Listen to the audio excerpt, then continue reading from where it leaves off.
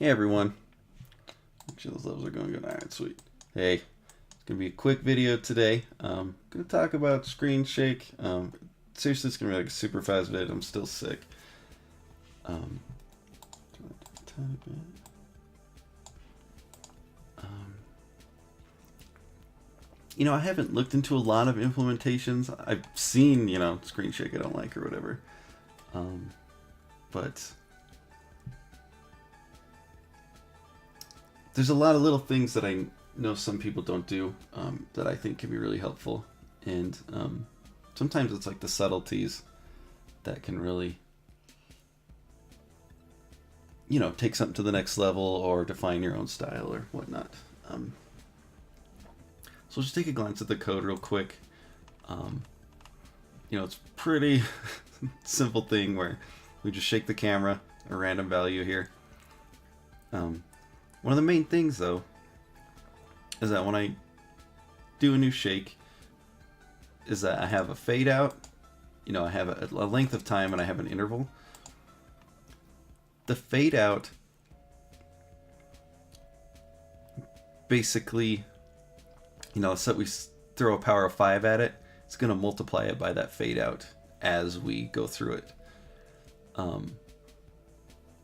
It's a subtle thing. It just means, and you can even have an opposite fade out if you wanted, where it's,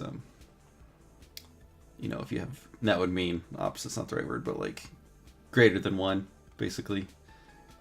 So that means your fade out you want to be less than 0 or greater than, less than 0, less than 1 and greater than 0. You could do it negative as well, like, greater than -1 and less than 0. Because the shake doesn't really care about positive and negative, it's just a direction in space. Anyway, that can give you a lot of, lot's not the right word, but it helps a lot. It softens it. Can just give it a, I hate this word, but more like sophisticated quality instead of it just like throwing a shake that just stops. Interval, I don't use it too much in this game so far, but I've used it a lot other games. Basically, that actual influence on the camera will only happen at intervals at so many frames. This can just give you a little bit more power in like fire and forget sort of mentality, where you can just like throw some stuff at it and it'll sort of do what you want.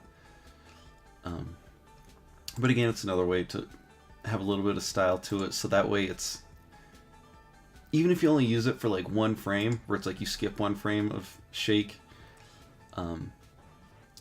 it can, it's like a different way to soften it. It's, again, it's like in art where you may, soften an edge, but maybe also darken an edge. So this is kind of a really vague example, but just another way to do something similar, and then that's where like your style and subtleties and can come through. On my own cameras, you could have it just in here where the camera actually, instead of plus equals shake, just equals, the shake, the position, and then you'd have your own like settling. But in my own code,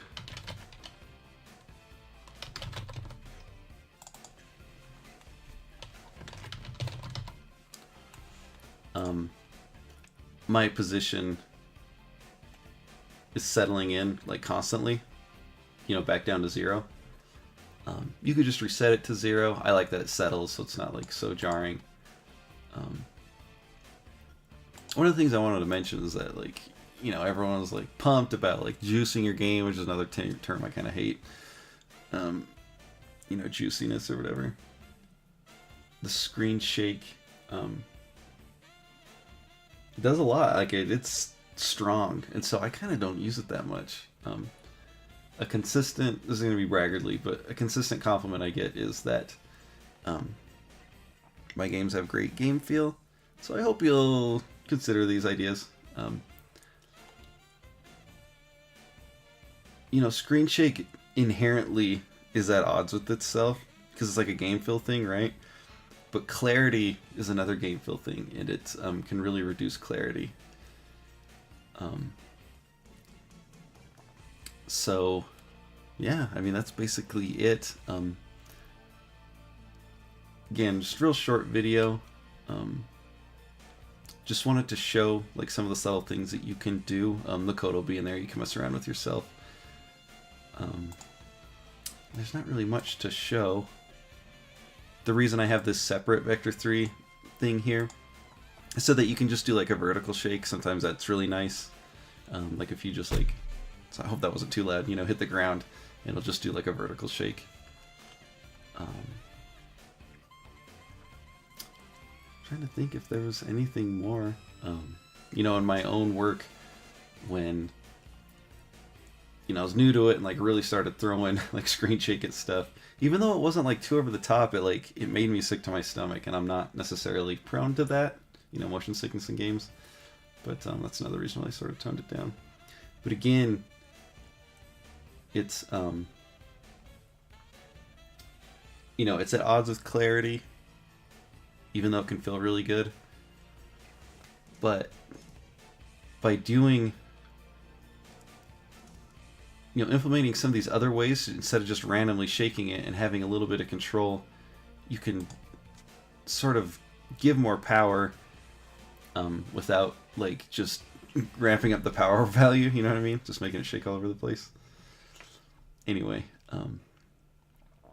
about gonna do it. I mean, there's not much to show. I mean, it's not we're all familiar with it. It might even be hard to see, like in this video. Just like slam these dudes. It's like a really tiny bit of shake. Yeah, like even that, like I don't use it too much anymore. But it's those subtleties that make a big difference, you know. Let's see. There's a bit there. Anyway, thanks for watching. You know, the code's available. That's mainly what this video is for. Just to explain the code a bit, a little bit of my philosophy and stuff. I'd like to do like a real game feel video, talk about those things more. Anyway, sorry, lots of ums and likes in this video. I'm a little sick still, so. But thanks for watching. Let me know if you have any questions. This implementation, again, just grabs the main camera. You could, again, you know, camera equals shake, and then have your own like settle code in there. So yeah, I will catch y'all later. Oh yeah, plugs are good. Check us out at Culture Attack, patreon.com/Culture Attack. The support lately has been crazy. Like, I can't even believe it. Thank you all so much. Please let me know if there's topics you'd like to cover. You know, I'm not an expert, but I know a lot. And also learning new stuff is fun for me. So yeah, hit me up at Twitter at @CAS_kicks. With any questions. Again, this code is going to be made available. It's one of our big philosophies here. It's open source, open knowledge, sharing knowledge. So yeah, that'll about do it. Take care.